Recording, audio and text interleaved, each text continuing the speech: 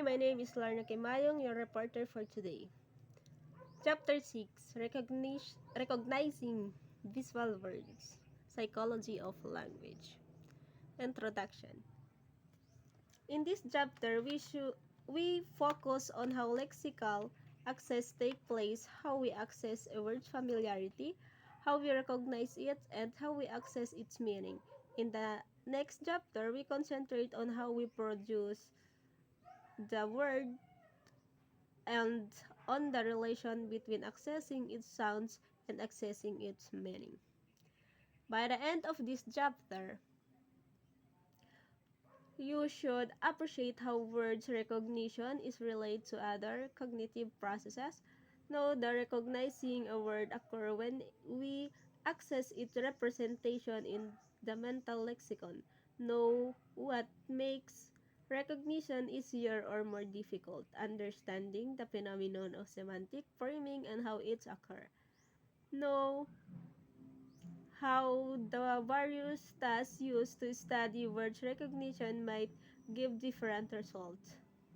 Appreciate the different aspects of words meaning are accessed over time. Know how we process morphological complex words.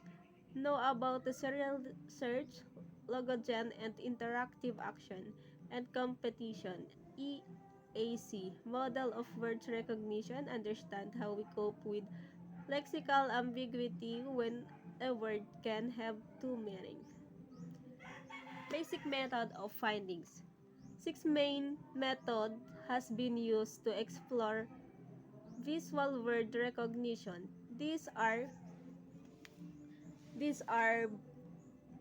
brain imaging, examining eyes movement, measuring naming, lexical decision, and categorization times, and tachistoscopic identification.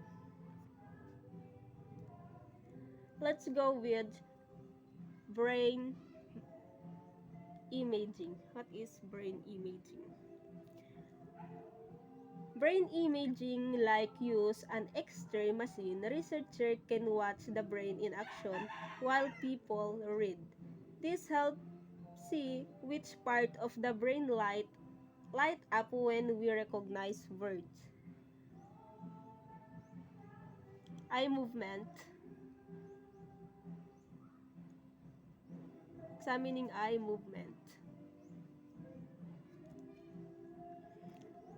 This is like watching someone's eyes as they read by tracking where their eyes move. Researchers can see how long they look at each word and how they move their eyes across the page. Naming, lexical decision, and categorization tests.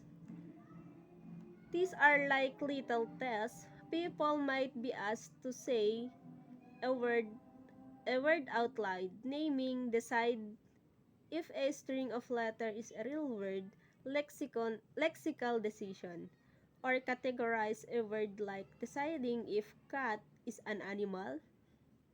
How quickly they do this tells the researcher about how easily they recognize words. Tagis, tas, Tagistoscopic identification. This is like a super fast flashcard game. Words are shown very quickly and people have to identify what they saw. This helps measure how quickly people can recognize words when they're shown briefly. By using this method, researchers are putting together a picture of how our brains work when we read. It's like piecing together a puzzle to understand how our minds process language. Different techniques available for investigating eye movement. One simple technique is called limbus tracking. An infrared beam An infrared beam is bounce off the eyeball and track the boundaries between the iris and white of the eye, the limbus. Um, Example, imagine you're watching someone read, but you can only see their eyeballs. That's kind of what limbus tracking is like. It's a simple way to track eye movement by focusing on the edge of the cornea, the clear outer layer of the eye. This edge, called the limbus, is a darker ring that's easy to see.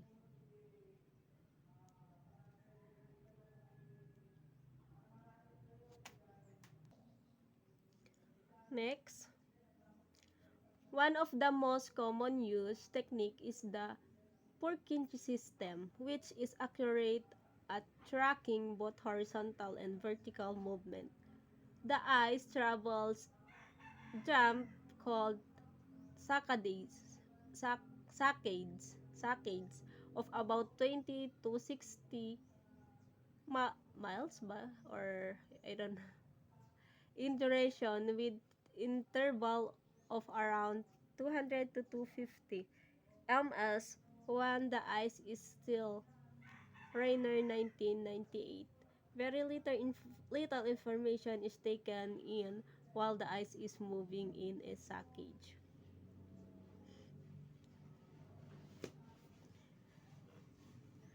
The the Purkinje system is a way to track those camera as they move, not just left and right, but also up and down. It's like having a special camera that can follow the movement of your pupil, the, the black part of your eyes. This can detect even the smallest shift, both horizontal and vertical.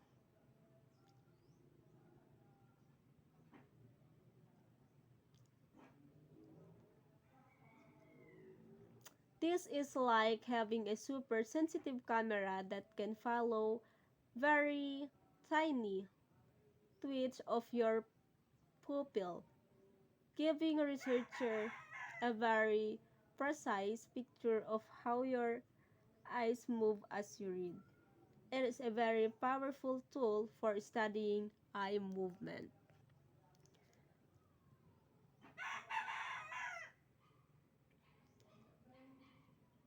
The information that can be taken in within fixation is limited, 15 characters to the right, and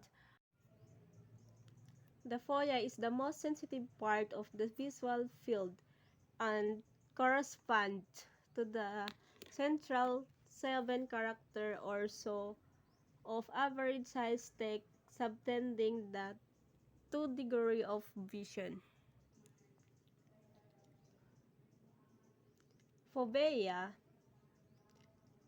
Fovea is the super sensitive spot in the center of our eyes. Uh, think of it like the bull's eye of our vision. Sharpest vision, we can see things most clearly when when they're directly in front of fovea. Limited area, the fovea can only focus on a small area at a time. It's like a tiny spotting shining on a small part of what we're looking at. When we read, our eyes move so that the fovea is always focused on the word we're reading. This is why we cannot see the words to the left and right of the one we're focused on very well. So, the fovea is like a special zoom lens in our eyes, allowing us to see things in sharp details but only within a small area at a time. Eye movement, back to previous material called Regressions reg- are sometimes so brief that we are not aware of it. The study of this regressive eye movement provide important information about how we disambiguate ambiguous material. Regression as a learning strategy. Sometimes, when students or professionals are presented with complex new information, they may need to revisit earlier concepts to solidify their understanding. This regression to previous materials can be valuable learning strategy, helping them build a strong foundation and better grasp the new concept. How are eyes movement controlled when reading? What determines where the eyes look and when? The most influenced model of eye movement control is Easy Reader model. Rizal, ah, Reynel, and Polatzek 1999-2003. The E, E to Z reader models describe how our eyes move during reading, focusing on the interplay of three key elements: attention, visual processing, and oculomotor control. Attention. When we read, our vision attention is direct toward the text. This attention is not static in move across the line of text as we read. The E to Z reader model process the attention acts as a light spot focusing on a specific point on the text at any given time. Visual processing. Our vision system has limited. We can only process a limited amount of information at a time, especially at the edge of our vision field. As attention moves across the text, the visual system processes the information within the focus spotlight. Oculomotor control. Our eyes are controlled by muscles that allow us to move when smoothly and accurate. This is called oculomotor control. The E to Z reader model suggests that when the visual system reaches acuity limitation, a signal is sent to the oculomotor system to trigger a saccade, a rapid eye movement. Thank you for listening. The next topic will be discussed to us by Miss Diane Baywol. Now, I'll continue our report by delving into how the recognition of visual words relates to both second language acquisition and the broader field of word recognition. I'm Dayan Bai Wong, and I'll be leading this discussion on how these concepts interconnect and impact our understanding of language learning and reading processes.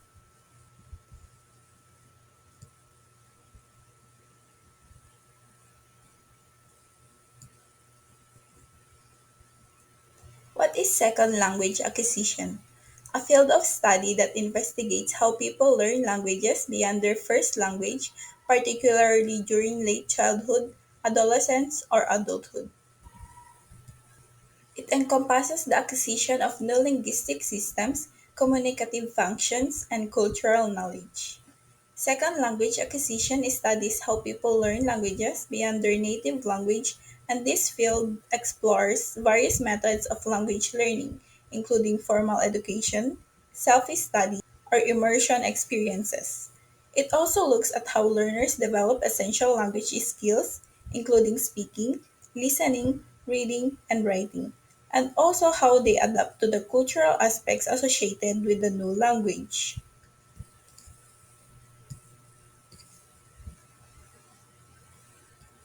Word recognition refers to the cognitive process by which individuals identify and understand written words.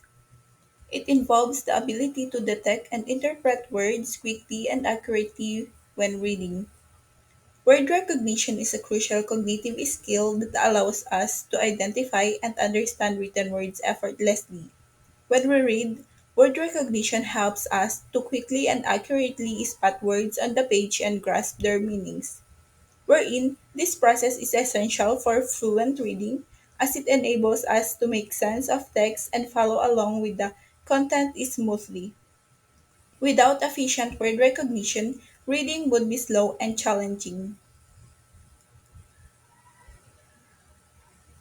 Word recognition is influenced by several factors. It's easier when words are familiar, context is clear, pronunciation is precise, and visual cues are clear, such as well spaced text and familiar fonts. Tools like predictive text also help by suggesting or correcting words. Recognition becomes harder with unfamiliar words, unclear context, varied accents, background noise, mispronunciations, complex vocabulary, and poor visual presentation. Understanding these factors can improve both learning and communication. There are several factors that affect word recognition, influencing how quickly and accurately we identify and understand written words. These factors can either facilitate or hinder our reading and comprehension abilities. This exploration will delve into the key elements that impact word recognition, examining how they contribute to both ease and difficulty in this crucial cognitive process. Stimulus degradation, the physical appearance of a stimulus on cognitive processing, particularly in the context of word recognition. In the context of word recognition, this often involves manipulating the visual presentation of words to make them less clear or more difficult to process, such as blurred letters, low contrast, and unusual angles. Interference, when other stimuli presented either before or after the target word disrupt the recognition process. This can take two main forms. Backwards masking, presenting another stimulus immediately after the target interferes with the recognition process. The second stimulus, called the mask. It is a technique used to study how quickly and accurately we can recognize a stimulus, like a word, when it is immediately followed by another stimulus called the mask that interfere with the recognition of the first one. There are two main types of backwards masking. Energy masks operate on the visual feature detection level by causing a visual feature shortage and making feature identification difficult. This involves presenting a visual stimulus like a word or image immediately after the target word. The mask can blur or obscure the target, making it harder to recognize, such as a burst of light or random dots that disrupts visual feature detection.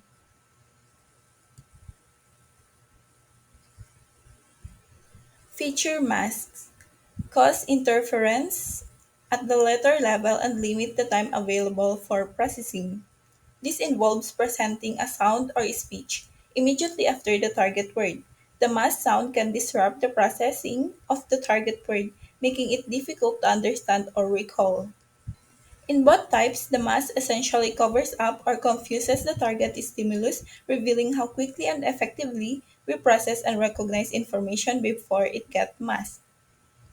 Letter delay is a specific type of interference used in experiments to study word recognition by delaying the appearance of the first one or two letters. Researchers can investigate how this delay affects the ability to recognize and process the word. The goal is to see how important those initial letters are for recognizing the word correctly. This method helps researchers understand the role of the initial letters in word recognition and how delays or interruptions can impact our ability to read and understand text quickly.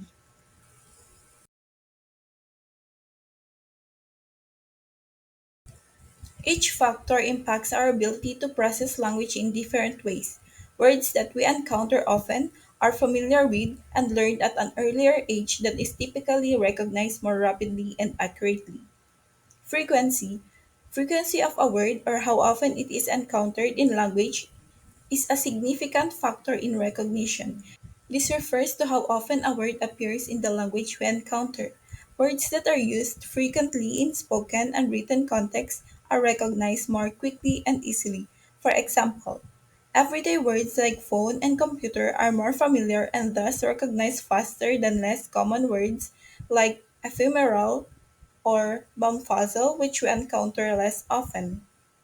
Familiarity, a broader concept that encompasses the individual's personal experience with a word.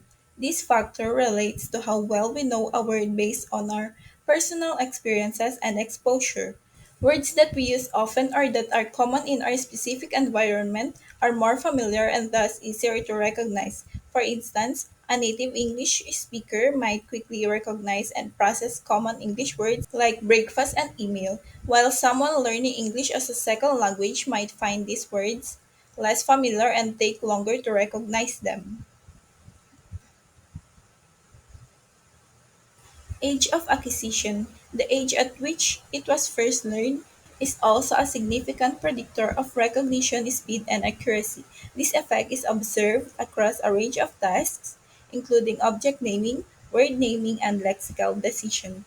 This is the age at which we first learn a word. Words learned earlier in life are generally recognized more quickly and accurately than words learned later. For example, children often learn simple words like dog and cat early on, so these words are processed more quickly. In contrast, more complex terms like trigonometry or philanthropy, which are learned later in life, may take some more time to recognize due to less frequent use and later acquisition. Word length influence recognition, particularly when other factors are controlled. The length of a word can affect how quickly and easily we recognize it, such as short words like cat are generally recognized faster than longer words like extraordinary. This is because longer words take more time to process, especially when other factors like familiarity and frequency are controlled. Neighborhood effects. This refers to the influence of how many words can be created by changing one letter of a target word. For the word mine, the neighborhood includes words like pine, line, and main. Words with many similar neighbors can be processed differently compared to words with fewer neighbors. For instance, mine might be recognized more quickly because there are several familiar words that are closely related to it. Repetition priming. This is a technique where repeating a word helps in recognizing it more easily. If you see the word apple multiple times, you will recognize apple more quickly the next time you see it. This repeated exposure helps your brain become more efficient at identifying the word. Form based priming, known as orthographic priming, refers to the phenomenon where the recognition of a word is facilitated by the prior presentation of a word that shares similar physical features. This occurs when recognizing a word is made easier because it looks similar to another word that was shown previously. Like if we first see the word cart and then the word car, the recognition of car is facilitated because it shares similar letters with cart. The visual similarity helps in quicker recognition. Semantic priming. This is when identifying a word is made easier if it comes after another word that is related in meaning. If you see the word doctor right after the word nurse, you are likely to recognize doctor faster because nurse and doctor are related in meaning. This connection helps your brain process the word more quickly. Each of these factors plays a role in how we read and understand written text, affecting the speed and accuracy of word recognition. When studying how we recognize words, the results can vary depending on the type of task used in the experiments. Here's why.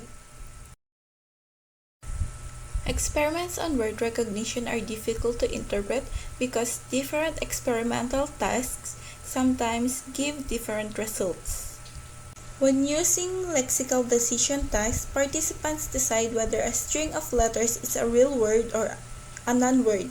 It measures both the speed and accuracy of word recognition. but it also includes additional processes like decision making and response preparation. Naming task. Participants read a word out loud. It focuses on word recognition as well as the production of speech, which involves additional processes like pronunciation and articulation. Measurement task effect. Participants listen to speech over headphones while simultaneously looking at a computer screen to perform a lexical decision test to visually presented words. All of these tasks involve different processes that can yield different results. For instance, participants might use different strategies in lexical decision tasks compared to naming tasks. They might rely on visual similarity or meaning in one task but focus on pronunciation in another. In summary, different tasks used to study word recognition can lead to different outcomes because each task involves additional processes beyond just recognizing words. This makes interpreting results complex, as what we are measuring is not purely word recognition but also the effects of the task itself on recognition performance. So I'll continue our report. I am Kay Olag and my topic is all about meaning-based visual-based recognition.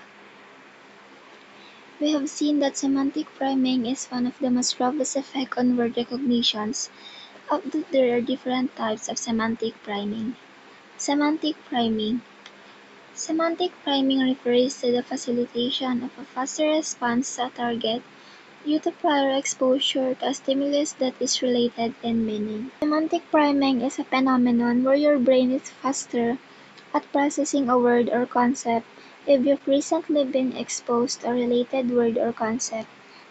Imagine this. You see the word doctor and then are asked to identify the word nurse. You likely recognize nurse faster than if you haven't seen doctor first. This is because doctor and nurse are semantically related. They share a common meaning in the context of healthcare. Type of semantic priming. One obvious question is whether all types of semantic relations are equally successful in inducing priming. The closer the meanings of the two words, the larger the size of the priming effect observed. We can also distinguish between associative priming and non-associative semantic priming. So what is associative priming? Associative priming is a type of priming that occurs when exposure to a stimulus influences the processing of a related stimulus, even if the two stimuli are not semantically related. Example of associative priming is bell leads to hop but not vice versa. Hence, bell facilitates hop but hop does not facilitate bell. So some words are produced as associated of words that are not related in meaning. Priming by associate is called associative priming. The two associate might or might not also be semantically related. Non-associative semantically related words are those that still have a relation in terms of meaning to the target, but that are not produced as associates. Consider the words dance and skate. They are clearly related in meaning, but skate is rarely produced as an associative of dance. Bread and cake are an example of another pair of semantically related but unassociated words. So non-associative words is the priming by words that are semantically but not associatively related is called non-associative semantic. Does sentence context affect visual word recognition? Priming from sentence context is the amount of priming contribute over and above that of the associative effects of individuals' words and sentence. Scoubert and Amas, 1977, were the first to appear to demonstrate sentence context effect in visual word recognitions. They present incomplete context sentence followed by a word or non-word to which participants had to make a lexical decisions. Schiller and Bloom, 1979, is a paradigm similar to that of Schubert and Imas. They showed that facilitation only occurs if the target word is a highly probable continuation of the sentence. For example, consider the sentence, "She cleaned the dirt from her hair." The word shoes is a highly predictable continuation here. The word hands is an unlikely but non-anomalous continuation. Terms would clearly be an anomalous ending. So we find that an appropriate context has facilitatory effect on highly predictable congruent word "shoes" relative to congruent word "shoes" relative to congruent word but unlikely word "hands." As there is no direct associative relation between shoes and other word in sentence, this seems to be attributable to priming from sentence context. Stanovic and Wells 1979 to 1981, see also Wells and Stanovic 1982, found that contextual effects are larger for words that are harder to recognize than isolations. Contextual facilitation was much larger when the targets were degraded by reduced contrast. In clear conditions, we find mainly contextual facilitation of likely words and conditions of target degradation we find contextual inhibition of anomalous words. Examples are children who of course are less skilled at reading words in isolation from adults also displays more contextual inhibition. Next, West and Stanovic 1982 argue that the facilitation effects found in the naming task arise through simple associative priming from preceding words in the sentence. It is very difficult to construct test materials that eliminate all associative priming from the other words in the sentence to target.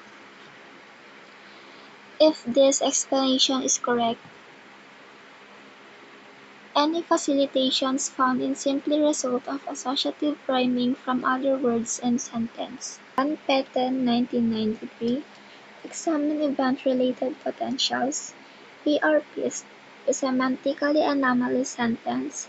One advantage of the ERP technique is that it enables the time course of word recognition to be examined before an overt response such as uttering a word or pressing a button is made.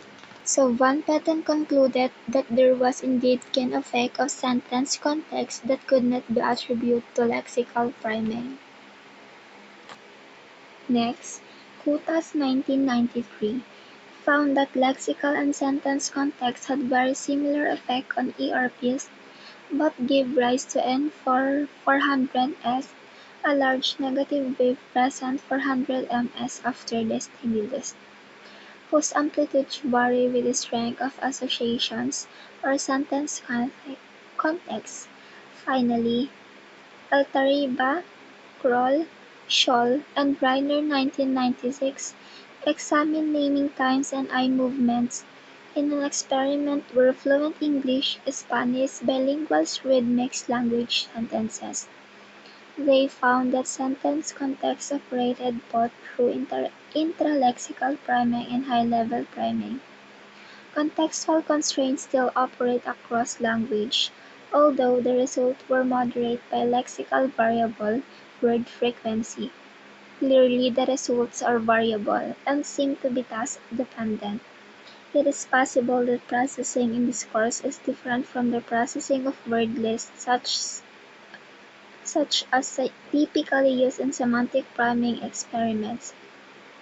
Hess, Voss and Carroll 1995 manipulate global and local context in a task where participants heard discourse over headphones and then had to name the concluding target word which appeared on a screen in front of them.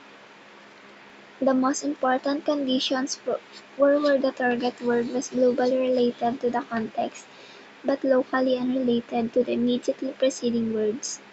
3. And globally unrelated but locally related.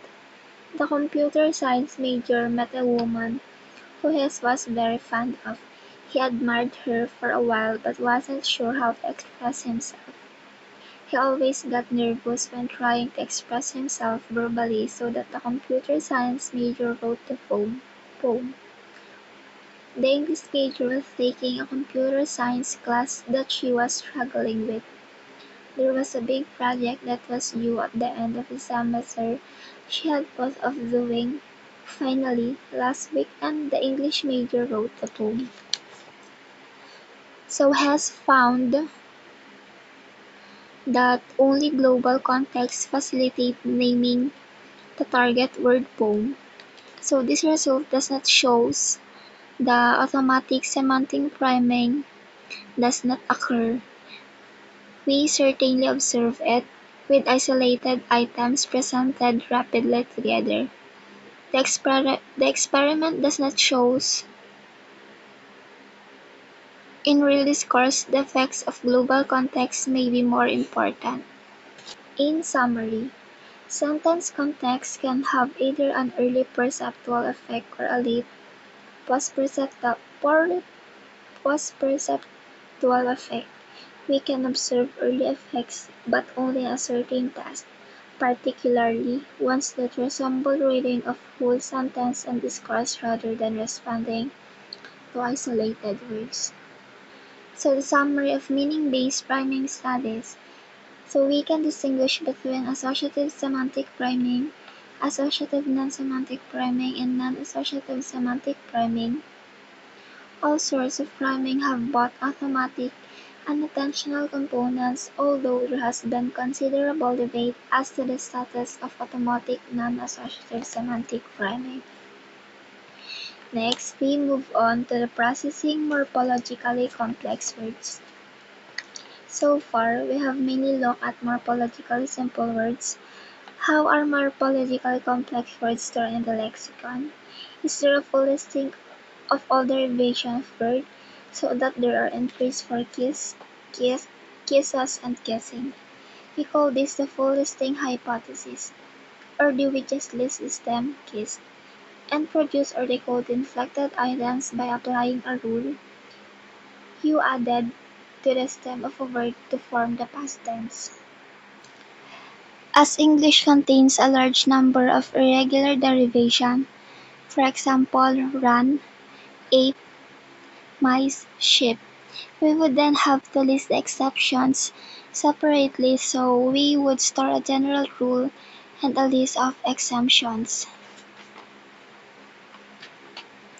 We call this the obligatory decomposition hypothesis. According to the obligatory decomposition hypothesis, to recognize a morphologically complex word, we must first strip off its affix, a process known as affix stripping. Taft and Forster's 1975, see also Taft's 1985 to 1987. Affix stripping. What is affix stripping? It is a technique used in natural language processing and computational linguistics to identify the base form of word by removing its affixes. It's a crucial step in tasks like stemming and lemmatization, which aim to reduce words to the root forms for better analysis and comparison. So in a lexical decision task, words that look as though they have prefix but in fact do not, example interest and result, take longer to recognize than control words. It is as though participants are trying to strip these words of their affixes but are then unable to find a match in the lexicon and have to reanalyze. In a task where participants were asked to judge whether a visually present word was pronounced identically to other word, example, the word was a homophone. Taft 1984 observed people have difficulty with words such as fine that have a morphological structure different from their homophonic partner fine.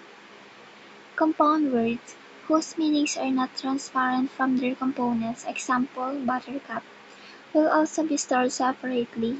Sandra 1990. Hence neither milk nor spoon will facilitate the recognition of buttercup. Next, Marceline Wilson, Tyler Wachsler, and Alder 1994 examine how we process derivationally complex words in English. Marston Wilson is a cross-modal lexicon decision to examine what we. Example: a participant would have a spoken prime happiness and then immediately have to make lexical decisions to visual probe happy. So the cross-modal nature of the task is important because it obliterates any possible phonological priming between similar words. So the cross-modal nature of the task is important because it obliterates any possible phonological priming between similar words. Next, the pattern of result was complicated and showed that the extent of priming found depends on the ideas of phonological transparency and semantic transparency. So the relation between two morphologically related words is said to be phonologically transparent if their parts sound same. Hence, the relation in friendly and friendship is phonologically transparent. Friend sounds the same in each word, but in sign and signal, it is not the sign components have different pronunciations. Phonological transparency is really a continuum rather than a dichotomy, with some words pairs such as pirate and piracy in between the extremes. A morphologically complex word is semantically transparent if its meaning is obvious from its parts. Hence, unhappiness is semantically transparent, being made up in predictable fashions from un, happy, and ness. A word like department, even though it contains recognizable morphemes, is not semantically transparent. The meaning of depart and department is not. So semantic and phonological transparency affect the way in which words are identified. Next, semantically transparent forms are morphologically decomposed, regardless of whether or not they are phonologically transparent. Semantically opaque words. So, semantic and phonological transparency affect the way in which words are identified. Suffix and prefix derive words from each other, but pairs of suffix words produce interference. This is because when we have a suffix word, we hear the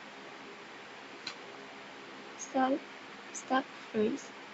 The experiment of Marceline Wilson shows that in English there is a level of lexical representations that is modality independent because we observe cross-modal priming, and that is morphologically structured for semantically transparent words.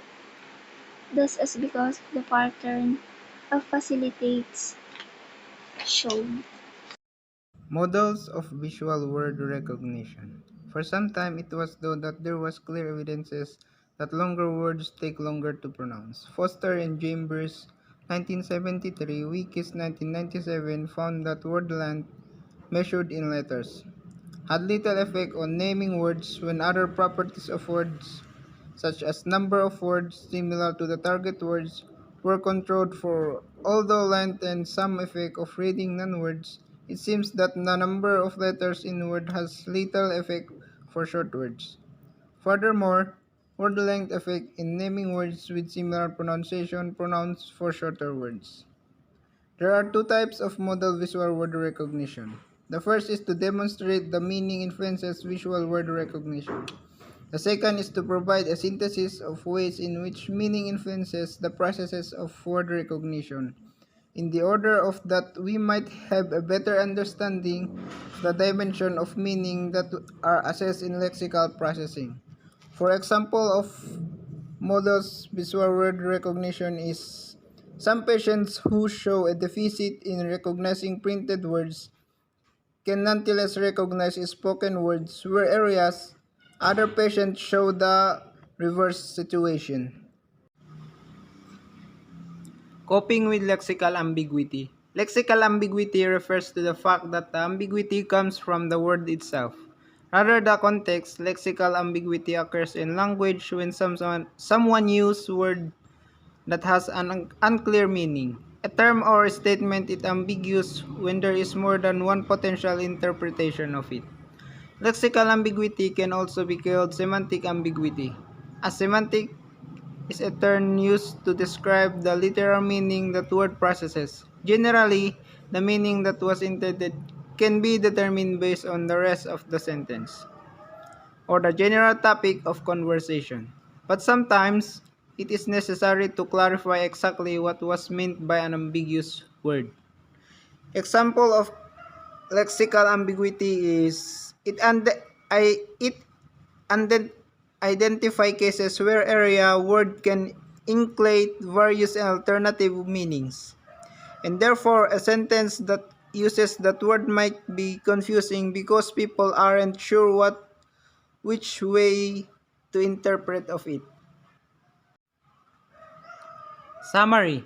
In summary, sentence context can have either an early perceptual effect or a late post-perceptual effect. We can observe early effect but only in certain tasks, particularly ones that resemble reading of whole sentences and discourse rather than responding to isolated words. We can distinguish between associative semantic priming, associative non-semantic priming, and non-associative priming. All sorts of priming have both automatic and attentional components, although there has been considerable debate as to the status of automatic non-associative semantic priming.